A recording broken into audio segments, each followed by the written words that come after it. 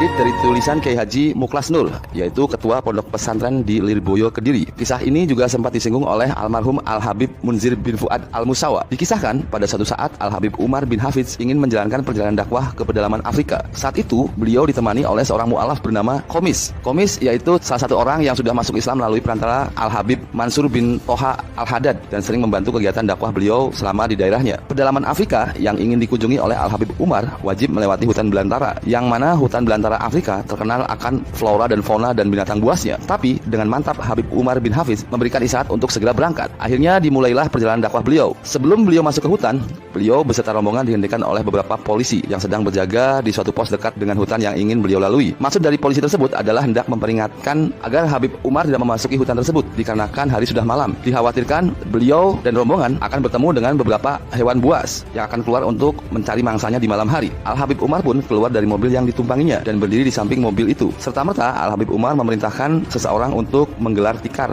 di dekat mobil dan memerintahkan rombongannya untuk membaca Maulid Al-Habsyi. Pembacaan pun dimulai. Dikarenakan para polisi yang berjaga di pos itu beragama non-muslim, akhirnya mereka pun hanya bisa melihat dari kejauhan. Akhirnya seusai membaca Maulid, Al-Habib Umar mendapat isyarat untuk melanjutkan perjalanan pada malam itu juga. Para polisi itu tetap berusaha untuk mencegahnya. Namun Al-Habib Umar bersikeras ingin melanjutkan perjalanannya. Para polisi pun akhirnya kalah argumen dan berinisiatif untuk mengikuti Al-Habib Umar dari belakang, memakai mobil patroli yang lain. Dikhawatirkan seandainya terjadi apa-apa dengan Al-Habib Umar dan para rombongannya. Kemudian di tengah perjalanan, hal yang dikhawatirkan pun benar terjadi. Di depan mobil yang ditumpangi oleh Al-Habib Umar, muncullah seekor singa. Saat itu, Al-Habib Umar duduk di kursi depan. Mulailah singa itu mengitari mobil tersebut. Walaupun demikian, sang Habib tetap tenang, berbeda dengan rombongan yang lain yang berawal dari menunjukkan rasa ketakutannya. Tak lama setelah itu, singa itu akhirnya berhenti di depan jendela sebelah tempat duduk Al-Habib Umar, lalu menaikkan kaki depannya ke atas jendela. Al-Habib Umar pun tetap tenang tanpa menunjukkan rasa ketakutan sedikit pun. Lalu beliau berkata kepada sang supir, "Turunkan jendela ini." Supir pun menjawab dengan ketakutan, "Ya Habib, ini singa." Tapi Al-Habib Umar tetap ingin agar